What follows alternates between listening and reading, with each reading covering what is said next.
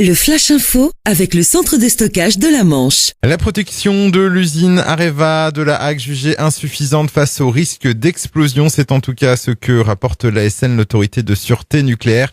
Un constat fait lors d'une inspection inopinée sur le site. De son côté, Areva indique qu'une analyse a été lancée en vue de mettre en œuvre des actions d'amélioration. La rentrée sociale, c'était hier avec une journée de grève nationale. Des centaines de personnes sont descendues dans la rue, en Normandie comme partout en France, pour protester contre la réforme du Code du travail que le gouvernement veut faire passer par ordonnance. À Cherbourg, entre 2000 et 2400 personnes ont manifesté.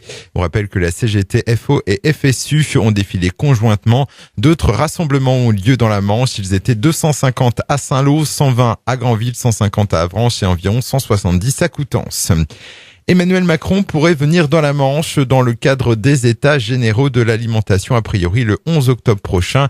Une annonce de la présidente de la FNSEA hier après-midi. Le ministère de l'Agriculture ne communique pas encore à ce sujet. Il avait agressé un militant du Front National sur le marché de la Épinel. Un homme comparaissait lundi dernier devant le tribunal de Coutances. Des faits qui s'étaient déroulés le 26 avril dernier en pleine campagne présidentielle. La victime bénéficiera de 8 jours d'ITT. L'agresseur a été condamné à 3 mois de prison avec sursis et devra dédommager sa victime 2200 € pour préjudice physique et moral.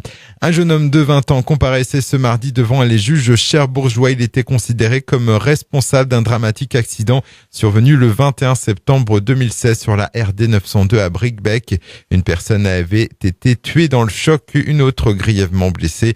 Poursuivi pour homicide involontaire avec circonstances aggravantes, il conduisait sous l'influence du cannabis. Il roulait aussi avec des pneus qui étaient lisses. Il a été condamné à 2 ans de prison, dont 6 mois ferme.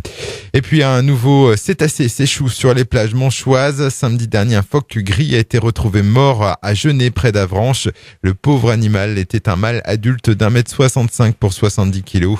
En juin dernier, c'était une baleine qui avait été retrouvée sur la plage de Brévent, près de 40 ans. Au printemps, un rorqual avait aussi été découvert en état de décomposition à Créance. Le Flash Info vous a été présenté par Landra, centre de stockage de la Manche à Digulleville. Pour en savoir plus et visiter notre centre, 0810 120 172, coup d'un appel local.